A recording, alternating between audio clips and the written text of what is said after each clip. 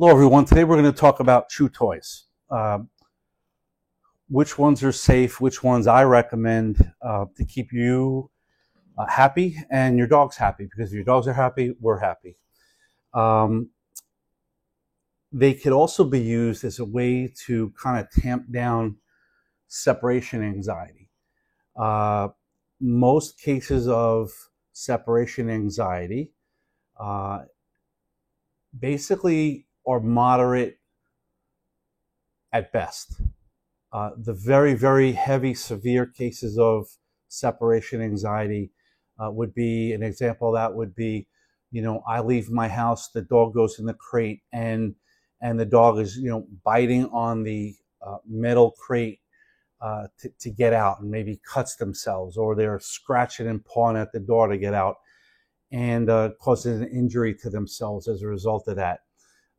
If they're not in the crate and they're out and about your home when you leave, they chew your molding, they'll chew your doors, a hole through your door. They will destroy your house because mom and dad left for a little while. And so I want to give you a couple of ideas, things that you could do that I found to be very successful with cases like that. One of the things that I really recommend, and I love this, is a bone, a frozen marrow bone. You basically get it at the pet stores. I got this locally at Pet Supply Plus. There's no endorsement, so I could care less about the brand. But the one that Pet Supply Plus has is this Primal brand, and that's the one I've been using for a while now, and I've had great success with it. The criteria for my chew toys for a dog is they have to be safe, reinforcing, and long-lasting. You talk about the safety of a marrow bone. This is a cow's femur. They're, a few thousand pounds, these animals, and so the strength of this is incredible. As opposed to if you go into a pet store and you see some of the other ones that are on the shelf there as you're going down the pet aisle in the supermarket or in a pet store, you'll see that they've been covered with all types of flavoring, and they've been baked. And the baking and the processing of those particular bones are not safe because the bones become very brittle and they're easy to splinter. And that's the last thing we want to do, is give our dog a bone that can splinter, get caught in their throat, in their stomach, in their intestines, and then it's thousands of dollars worth of vet bills, and the worst case scenario is they could actually die from it. So don't recommend those bones, but do recommend the frozen marrow bones. The marrow is full of protein and amino acids that are really, really good for the dog.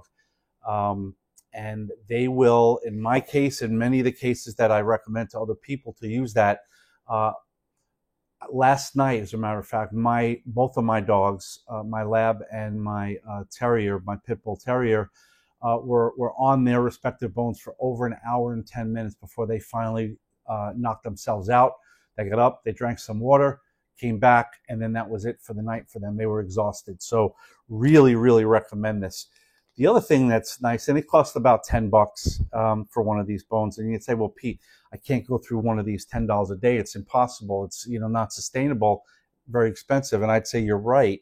But what you can do is you could take the bone that they've licked and chewed all the marrow out of, and you could do a couple of things. What I recommend is taking some wet food, whether it's their kibble that you soak and then make it nice and soft.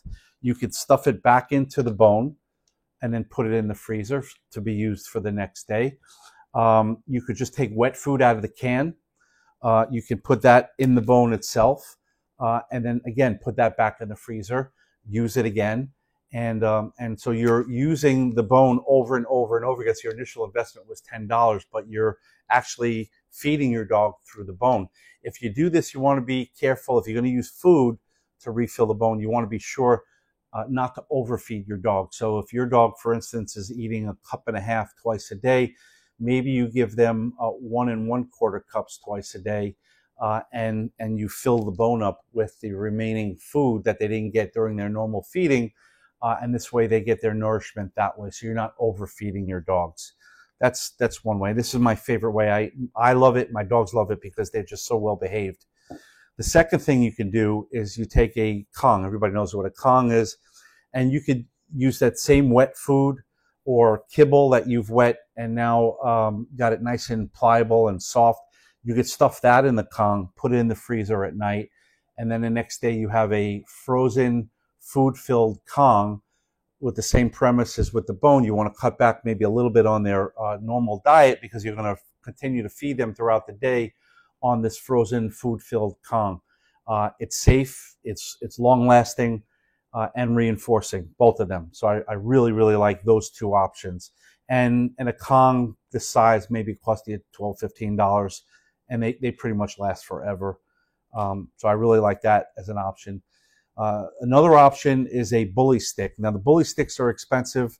I found them in the different variety pet stores, all the well-known pet stores like Petco and Pet Supply Plus. They all have them.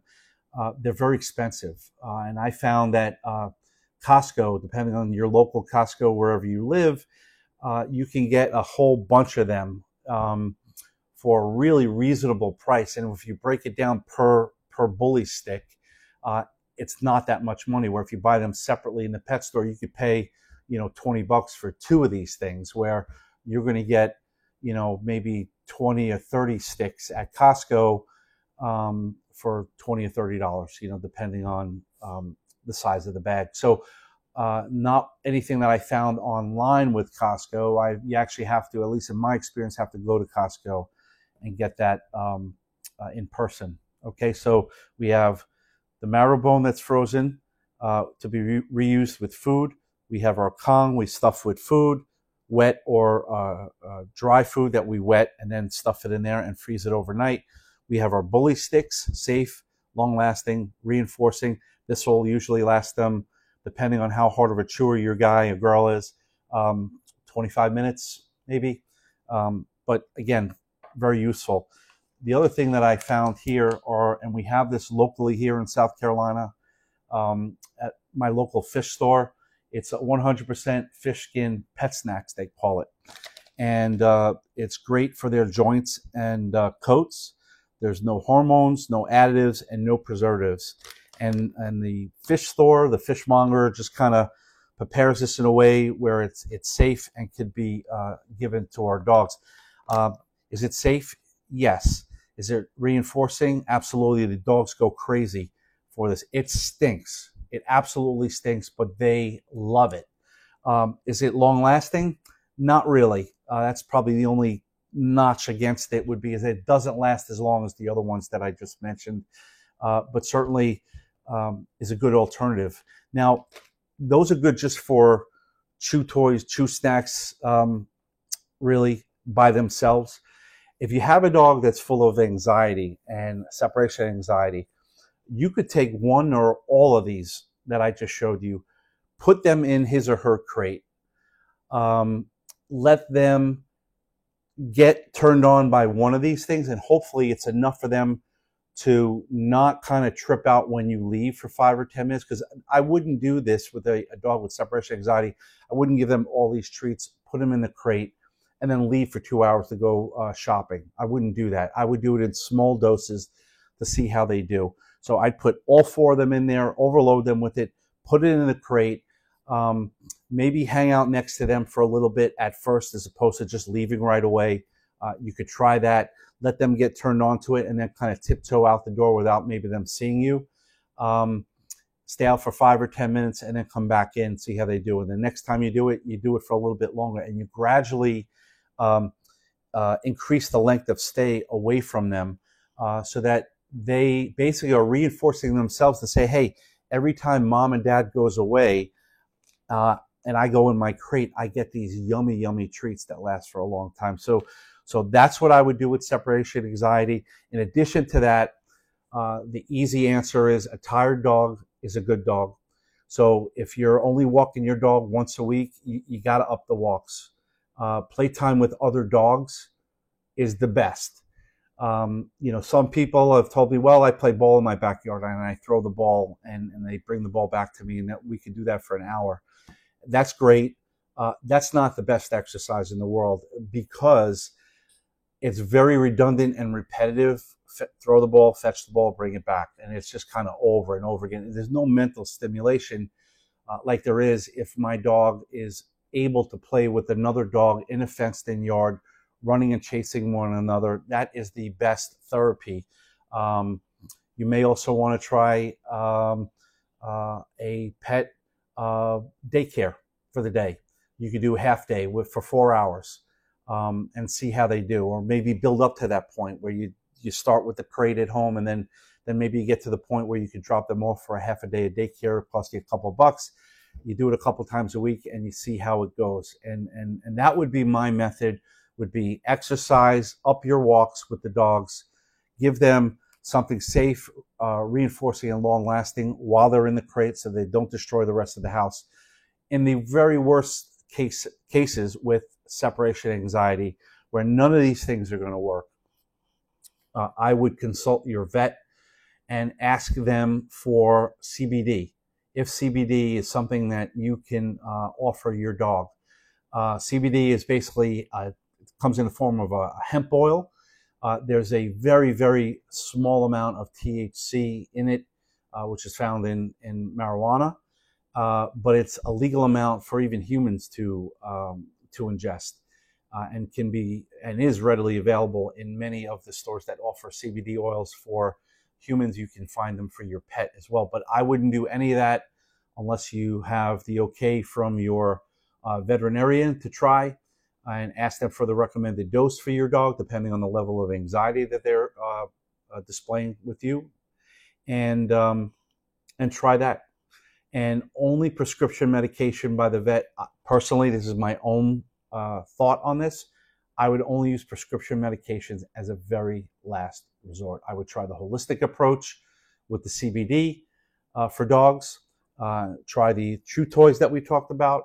See how that goes. And then if everything else doesn't work and you have no other alternatives, then possibly prescription medication for your dog with severe separation anxiety. Mild to moderate cases, you're going to be able to fix it with the exercise, playtime with other dogs, and these other things that I shared with you today. One last thing, there is, in addition to what I showed you here, you could use a deer or elk antler. Those are also available at Petco, PetSmart, places like this. And they have them cut in either halves or quarters so that the dogs can chew what's on the inside of the antler itself. It's very, very hard. I wouldn't give those hard treats to a young dog. Puppies will break their teeth on them. Not a good idea. Probably better off sticking with the Kong and the bully stick and the fish skins for a younger dog with baby teeth, but certainly something you might want to try. They're also very expensive too. They're not cheap, but also just another tool in your toolbox for that. So that's my talk on separation anxiety, how to overcome it with your dog for mild to moderate cases, and just chew toys in general, what I can give my dog so that they can associate the crate as a good, positive place to go, and be very reinforcing for them. So that's the video. I hope this helps, and thanks for watching.